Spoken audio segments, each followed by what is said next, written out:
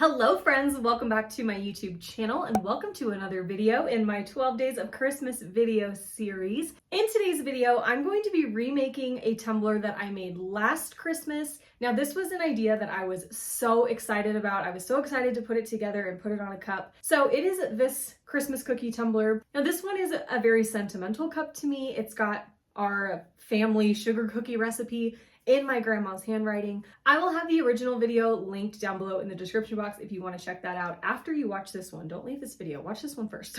But if you want to see how I made the original, I will have that linked down below for you. We're gonna do kind of the same look and vibe here. We're gonna do the same 3D sugar cookie idea, but just spruce it up a little bit. So I really hope that you enjoy it. I hope it inspires you. And remember, we are always getting better and evolving as artists. So even if you're a super beginner, just keep practicing, keep making cups, keep doing the art, because I promise you, you will continue to improve whether you've been making cups for 5 years or 5 minutes. So just keep making and remember to have fun. Okay, I think that's it. I really hope you guys enjoy this video. Let's go.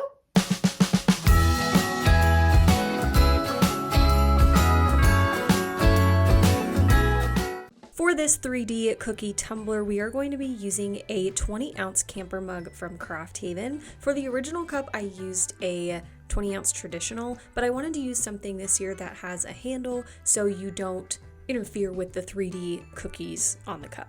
So I'm going to start by prepping my cup. I sanded it down and then washed it with dish soap and water, and now I am base painting it. I'm using an acrylic paint called Snuggly Teddy Bear. This is from Target. It's the Mondo Llama brand. And once I have that paint on there, I'm going to go in with my glitter. I'm using Chantilly from Peachy Olive Glitters. This is the perfect glitter if you want a really soft, like kind of creamy base. But I did have to go back in and do a second coat of glitter, which I do not like doing, but the streakiness in my painting kind of showed through the glitter a little bit and I didn't really like how it looked, so I let this dry for a couple hours and then I went back in with some of the Crystalac glitter glue right over that glitter and just added another coat. You can see how much thicker or how much stronger the coverage is when I did that. So after I let that second coat of glitter dry, I went in and sealed all of the glitter with the same Crystalac glitter glue, and then I added 2 coats of epoxy. Each coat was about 20 milliliters. And because this is a fine cut, I didn't have to do too much sanding. I did sand down the top rim just a little bit, but I'm going to be using a clear water slide here and I don't want to have a sanded surface underneath that water slide, so I didn't sand the body of my tumbler. If you do need to sand, do all of your sanding and then go back in and do another thin coat of epoxy to shine that surface back up again before you add your water slide.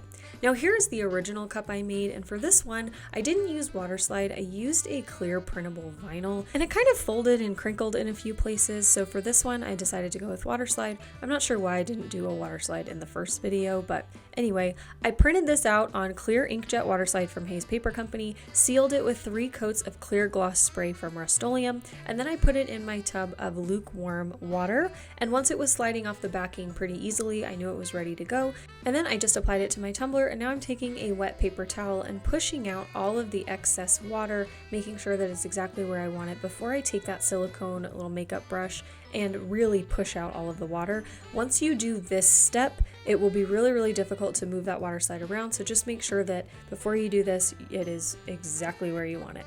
Then I'm going to take a dry paper towel and just push out all of that excess moisture, and I'm going to set this cup aside and let it dry for a few hours. You don't need to let it dry too long, but you do want to make sure that all of the water is gone.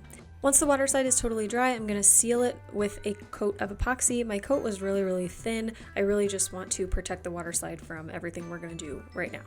So I went to Hobby Lobby and I picked up some clay supplies here. I got some air dry clay, this clay roller, and all of these little smoothing tools. Now I will be straight up here. I have no idea what I'm doing. I just kind of went for it.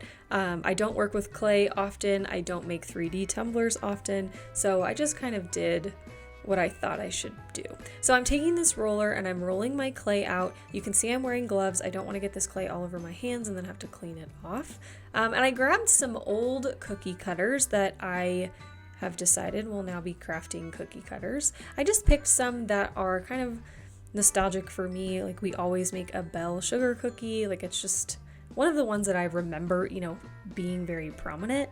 So I rolled out my clay, and then I just used the cookie cutters like I was essentially making cookies. I cut them out, and then I used one of my clay tools here to help me get it off this silicone mat. And what I'm going to do is just push the clay right onto my tumbler, and I'm going to let the clay dry on my cup because I want it to mold around the curves of my cup and just have it be on there. I don't want to have to glue it on later. You can, but I think that's just the harder way to do it. So you can see here I'm just taking this first cookie and I'm pushing it down onto my cup, just making sure that it is stuck down on there. And because I have all of these tools now that I can use to smooth it out, I'm not super worried about getting the texture of my gloves on the clay or anything like that. I'm really just making sure that they are stuck down really, really well. So I'm going to do that exact same thing with both of the other cookies, just making sure they're arranged in a way that I like, and then we will go in with all of our tools and smooth out the texture, try to just get them, as smooth as I can get them.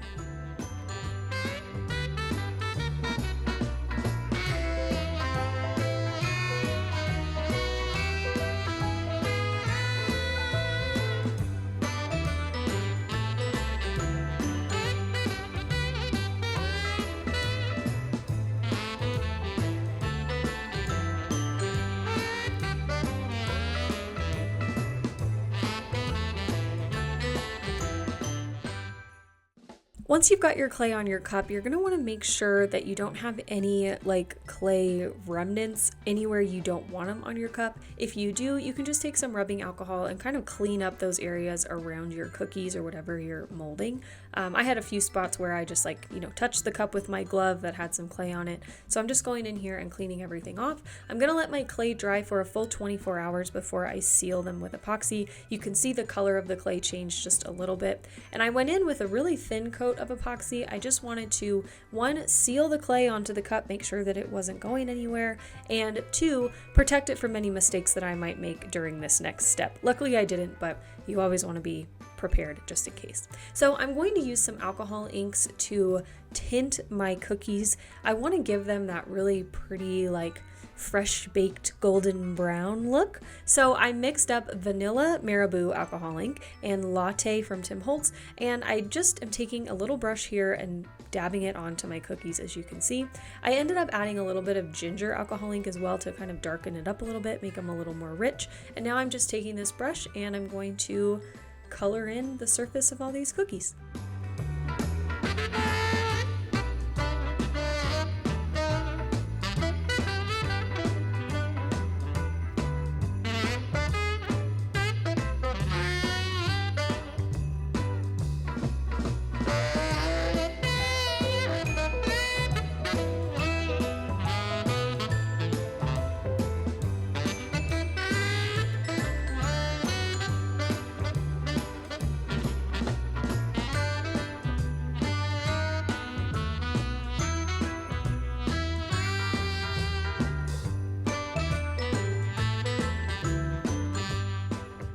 I let the alcohol ink dry overnight, and once it was totally dry, I was ready to go in and decorate my cookies. So to decorate these this year, I'm going to use acrylic paint. Last year I used UV resin and it was a little bit more difficult, so I'm going a little bit easier on myself this year. So for this bell cookie, I'm using red acrylic paint. All the acrylic paint I use, by the way, is the Delta Creative Ceram Coat paint. You can get it at Hobby Lobby, at Target. It's very affordable and the coverage is incredible. So I am going to basically just frost my cookie with this acrylic paint, and then I'm going to take some sprinkles. These ones are from Peachy Olive Glitters, and I'm going to place them strategically all around the cookie so it looks like a sprinkled sugar cookie. I'm going to repeat that same process for the other two cookies. I'm making them each a little bit different. So for the Christmas tree, I'm going in with a green paint, and about halfway through this process, I realized that I should use a paint spatula thing to kind of really frost the cookie instead of a paintbrush. So you'll see me go in with that and kind of smooth the paint so that it looks like frosting, like that same kind of texture. And then the sprinkles I'm using on these next two cookies are a mixture of sprinkles from both Peachy Olive Glitters and Michael's. I just went to Michael's, grabbed a whole bunch of little canisters of their little fake sprinkles, mixed them all together. I was trying to make a snow globe cup and I failed, but I have this mixture of sprinkles, so I decided to use them on my cookies.